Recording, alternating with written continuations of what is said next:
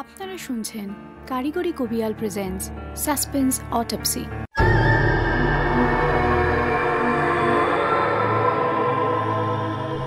বর্তমানে আমাদের লেখার, পড়ার, এমনকি শোনার ধৈর্যও বড্ড কম। তাই আপনাদের প্রিয় অদ্ভুতুরে রহস্য রোমাঞ্চ গল্পের ধারাবাহিক অনুষ্ঠান সাসপেন্স অটোপসি এখন নতুন রূপে।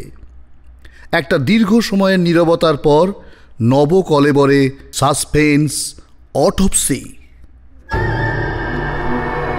আপনারা শুনছেন কারিগরি কবিয়ালের কণ্ঠে আজকের গল্প বহুরাত্রি। লিখেছেন বিশ্ববরেণ্য গল্পকার, পরিচালক এবং চলচ্চিত্রকার শ্রী সত্যজিৎ রায়।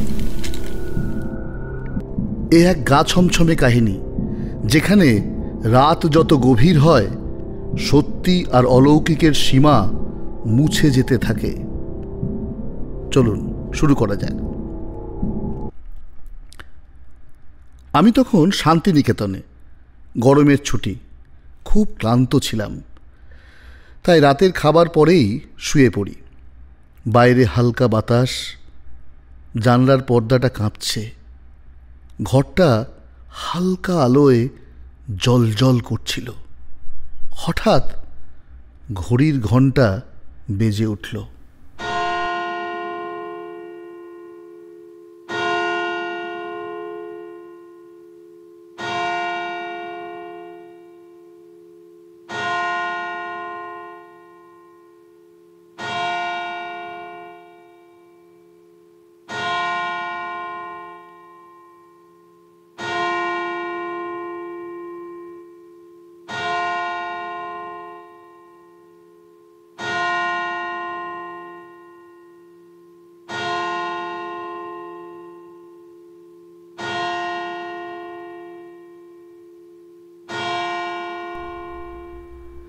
রাত ঠিক 12টা।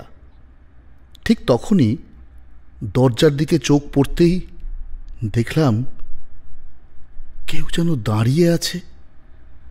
ধপধপে সাদা ধুতি পাঞ্জাবি পরা, কিন্তু মুখটা অস্পষ্ট। আমি জিজ্ঞেস করলাম, কে কে? তোমার সঙ্গে একটু কথা ছিল। গলা শুনে আমার শরীর শিউরে উঠল, কারণ এটা ছিল আমার স্কুলের পুরনো এক বন্ধুর গলা, অরুণের, যার মৃত্যু হয়েছিল 4 বছর আগে এক গাড়ি দুর্ঘটনায়। আমার মাথায় ঝড় বয়ে গেল।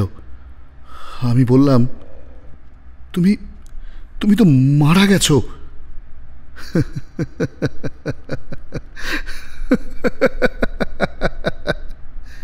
সে হাসল, ঠান্ডা একটা হাসি।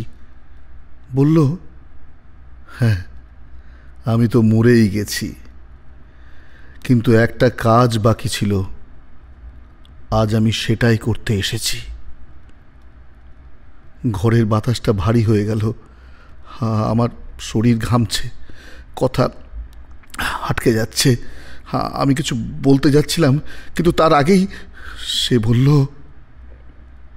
আমাকে ক্ষমা করে দাও, আমাকে ক্ষমা করে দাও। তোমার বাইকে যে ব্রেকটা আমি খুলে দিয়েছিলাম, সেটা আসলে দুষ্টুমি করতে গিয়েই, কিন্তু তুমি সেই অ্যাক্সিডেন্টে রক্ষা পেয়ে গেলে, আর আমি মরে গেলাম। আমি হতবাক।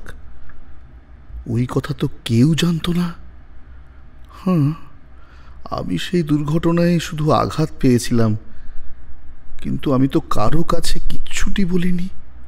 কিন্তু ও জানলো কিভাবে? সে ধীরে ধীরে পিছিয়ে গেল, তারপর হাওয়ায় মিলিয়ে গেল। আমি এক ঝটকায় উঠে বসলাম।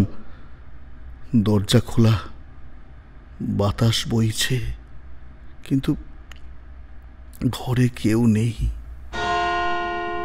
ঘড়িতে তখন রাত 2টো। যদি ভালো লেগে থাকে তবে অবশ্যই আমাদের সঙ্গে থাকুন আরও অনেক রোমাঞ্চকর অডিও গল্পের জন্য।